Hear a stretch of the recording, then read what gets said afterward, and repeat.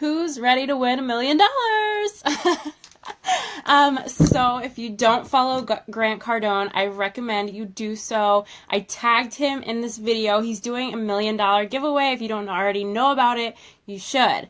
So I am taking some of his courses online, and 6% of the course that I've taken is in these notes. Just 6% is finished. And I'm going to drop knowledge bombs on you. So if you're ready, comment below with a bomb emoji, okay?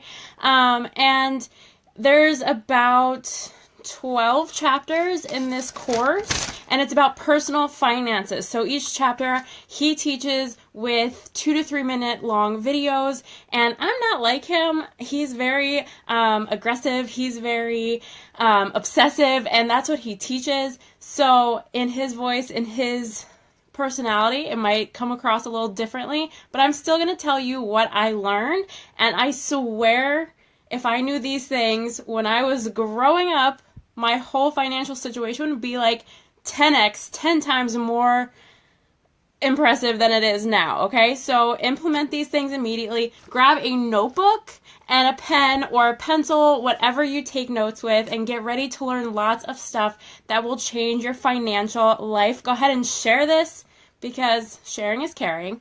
And there's definitely someone in your life who needs to know financial information, especially personal finances. If you think that we should have learned more about personal finances in school, comment below the one. Okay? So thank you all for watching, by the way. I want to talk about each of his little topics in this one chapter, which is, again, 6%. So you should invest in some Grant Cardone courses. They're so life-changing. Anyways, first and foremost, income is king. Okay, guys? So income is king. A lot of people, especially us network marketers, focus on, trying to quit our full-time jobs, right? But you need income to get money. Like, income is the number one thing. It's the basic building block of everything. It's income. So it's simple. If you don't have any new money coming in, then you're dead, right? So income first. Without it, there's nothing to save. There's no retirement. There's no chance of wealth. Without income, how much income can you have, right? It's simple. So you want to have income first, and then you want to know how you can protect your income. So his next topic is income in increments. Income increments. Say that 10 times fast, okay? So say your paycheck is $4K a month. You got to figure out how you can go from $4K a month to $4,400, right? So you can't go from like $4K a month to $1 million a month. That's just way too big of a jump, unless he, gives you that $1 million he's giving away, right? So it's step-by-step increases. 4K to 4,400, increase by 10% a month, and you just got to figure out how you're doing it. So then once you get to like 15K, you're like, okay, so now how do I get to 20K a month, right? And you have to, still in the back of your mind, still think about 10xing your business, 100xing your business. And you have to ask yourself, do I want to make more money or do I want to make less money? Because if you're making the same money, you're going to be making less. Think about it. So what you focus on grows. Focus on income. Focus on increasing your income by 10%. And get everyone in your family thinking about it. Thinking about their income and thinking about increasing their income, because that'll increase your entire household income, which is a good thing, right? If you think that's a good thing, comment below with it too. So the next topic he talks about is spending time on your income.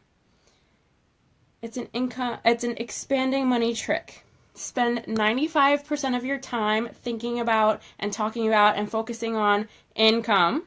Spend 5% of your time on your expenses, because you can control your income.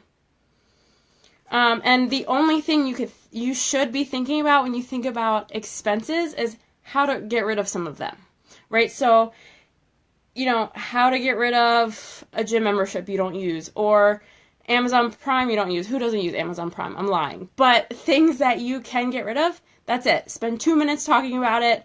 Done. Focus on income. All right, because like we said, income is king. Can someone comment that below? Income is king. Okay. And then we go next to the 40% rule.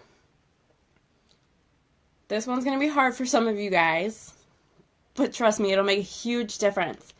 Save 40% of your total gross income before taxes. Can someone comment that below? Save 40% of your income. Saving your income creates wealth. So you might have income, but to save it, to get wealthy, you need to save it. So if you want financial freedom, comment below, I want financial freedom, right? So you want to save 40% of your income. So if you're having a $4,000 month in income, you want to save $1,600 of it, all right? And you have to learn how to operate with $2,400 instead of the whole $4,000, right? So you need to ignore some things, you need to not spend some things, and this is hard for some people, but just get over it, because if you can't grasp this, if you can't learn to save 40% of your income and put it away and act like it doesn't exist, like I've said before on some of my lives, you can't discipline yourself to get wealthy. If you don't want to get wealthy, then that's fine, don't save anything, okay? But it forces you to discipline yourself, and it'll help you gain those incremental incomes. Now, how many people have a credit card or a couple credit cards?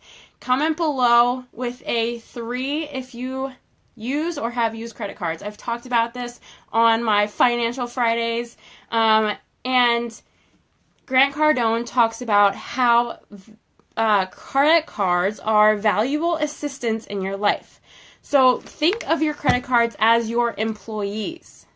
Pay them off every month no matter what, okay? They're not like, you're not gonna get into debt with these. You're not gonna be irresponsible. You're going to be disciplined, like I just mentioned, and pay them off every single month no matter what. So use the bank statements as accounts. So there's no need to keep receipts, right? Because you're using your statements as your accountants, okay?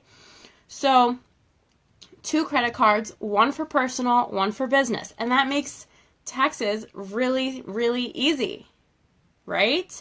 So don't ever spend cash. Don't even keep cash in your pocket, okay? It's easy for record keeping. And if you don't have the discipline to pay off each card at the end of the month, the credit card is not the problem. Let me repeat that. If you don't have discipline to pay off each card at the end of the month, the credit card is not the problem. You must make a commitment to your money because you want to be wealthy, right? Comment below, I want to be wealthy. If you didn't want to be wealthy, you wouldn't be watching this video. Am I correct? I'm correct. I know. I'm kidding. I'm not that sassy. Okay, so at the end of the month, you have to pay off your credit cards in full. That's the rule. Full is the rule. Comment that below.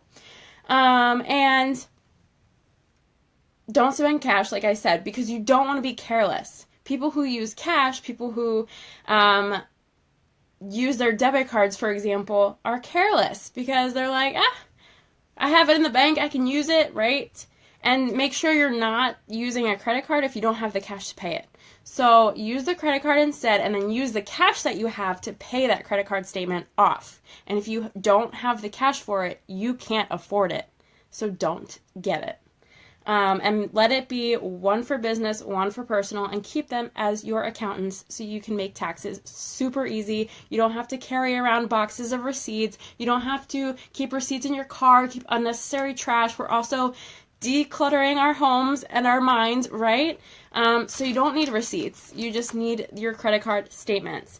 And at the end of the month, at the end of the week, whatever you want to do, confront yourself and ask yourself, what did I spend money on? Okay? So you'll have these records. You'll have them because they're on the credit card statements, and it's really easy to keep track of.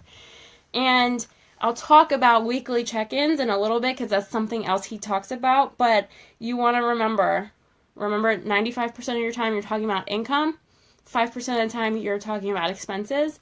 That's the 5%. What did I spend my money on? What can I cut out? What can I keep, etc. And then you move on to talking about how to make more income.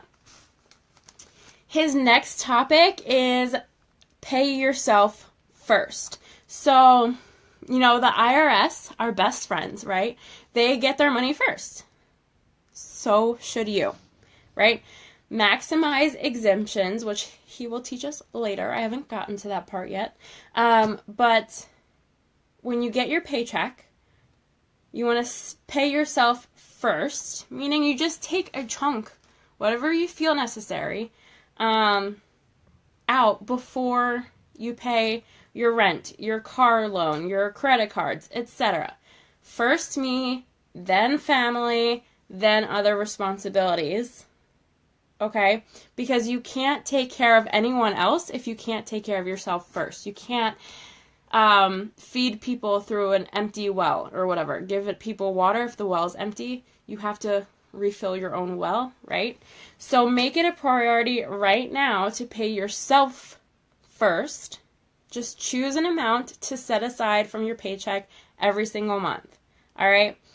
And the next topic is probably one that you're going to be confused about because I had to rewatch this lesson over and over, which is why it's so important to buy his courses and watch them over and over. But he talks about when to use debt. Okay? So there are times to use debt, and you use debt to expand your business. So a lot of us won't understand this because we don't think that big yet, right? So it's actually a distribution channel. You never use debt for consumption. You use it to build more income.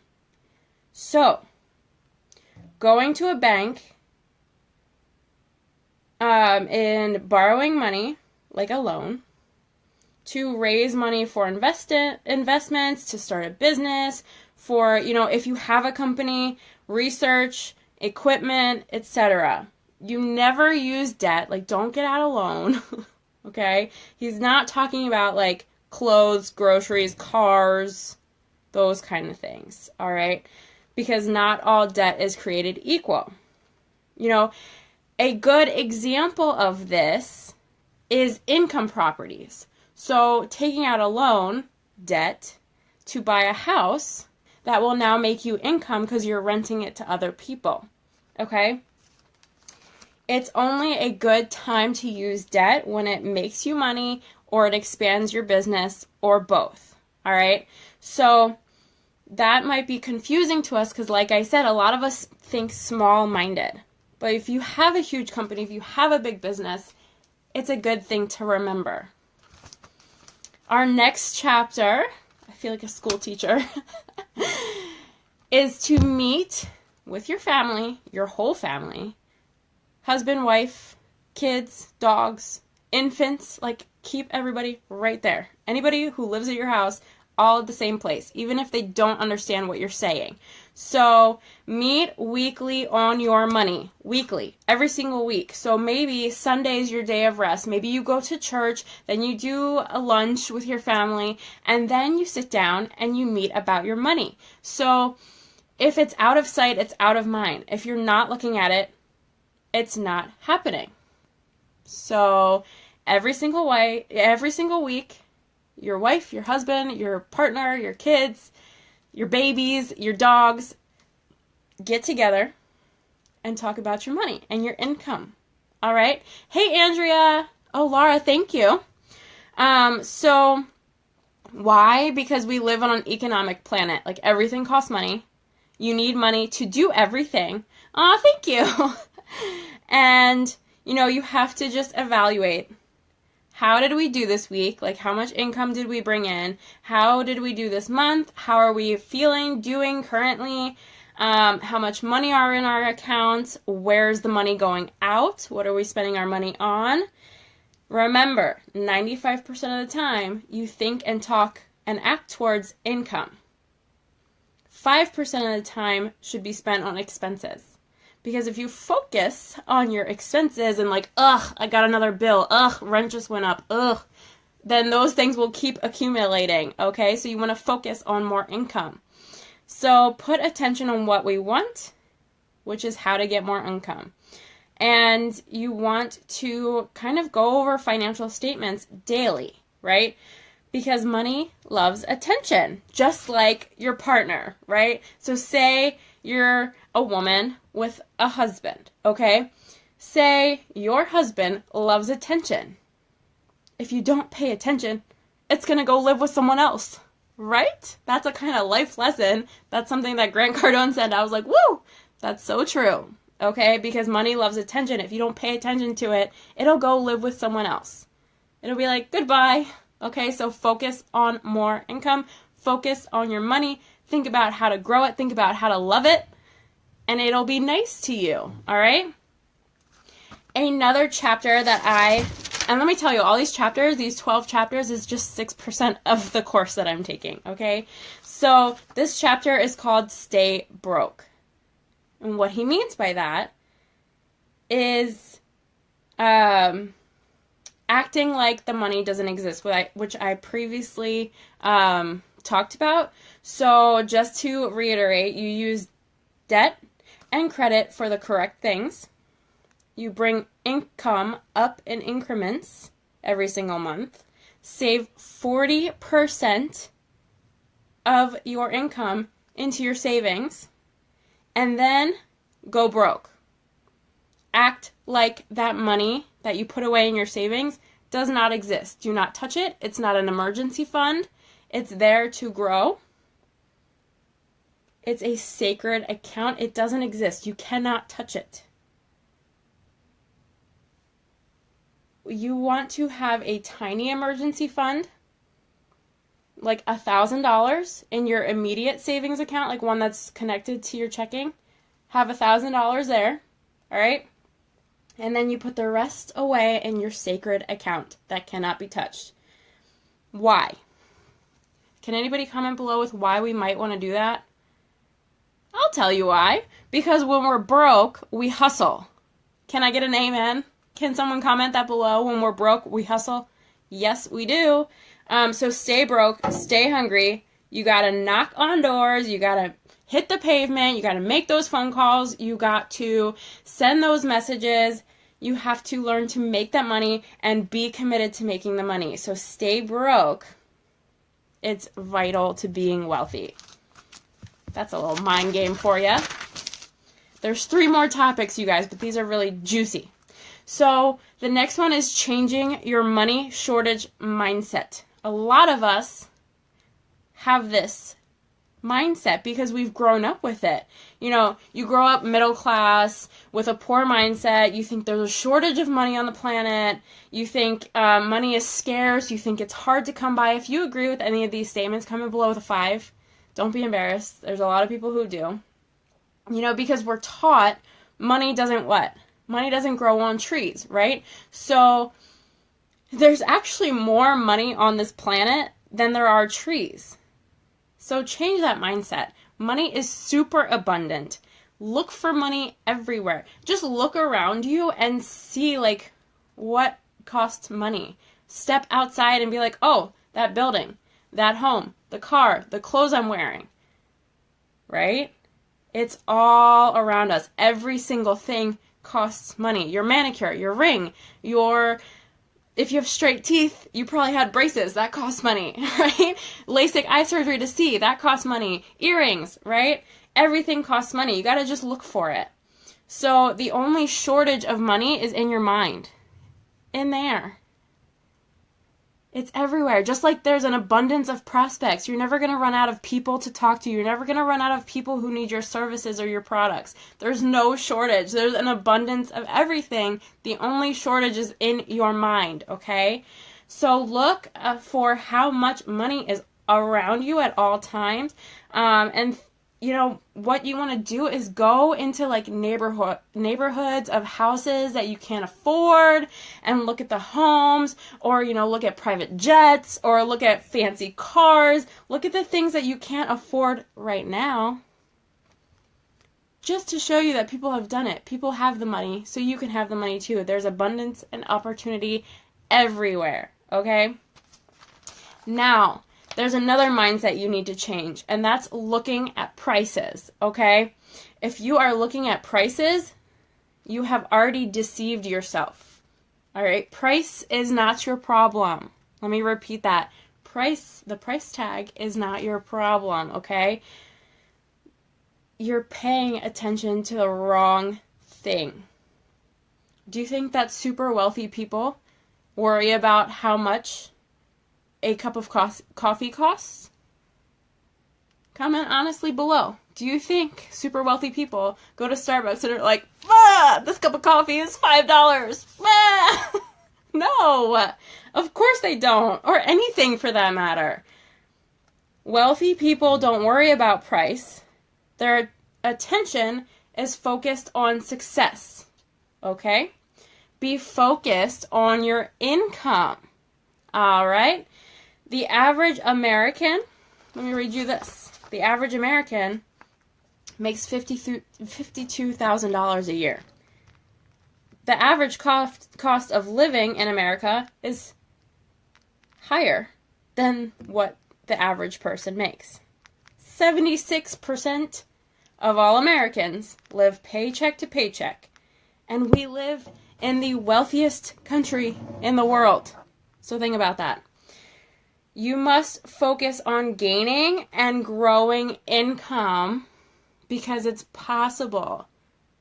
There are people here who live in the top 1% of income, and why can't it be you? It's your mindset. You got to change it. So always shift your attention off the price, because, if you're thinking about, should I spend the money to go to that event? Should I spend the $14 on that book?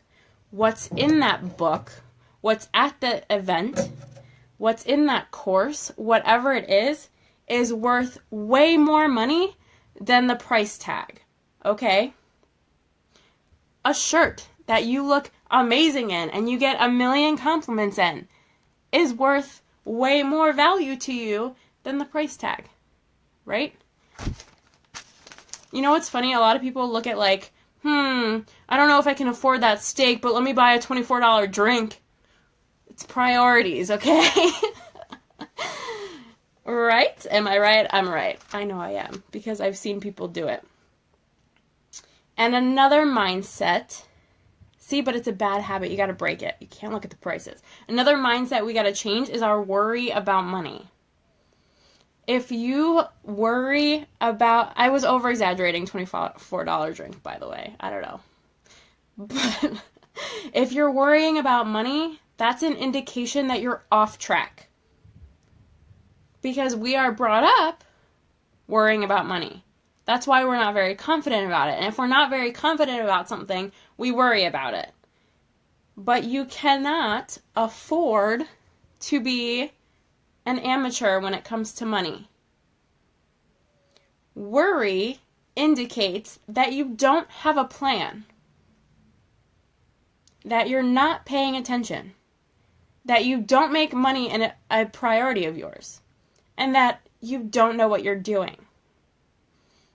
There is no shortage of money, so all you have to do is understand it, understand how to get it, understand how to make more of it, and it's that simple. It's just a math equation.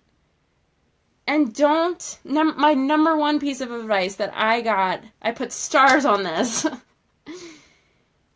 is don't listen to the other people who cast doubt on you. All right?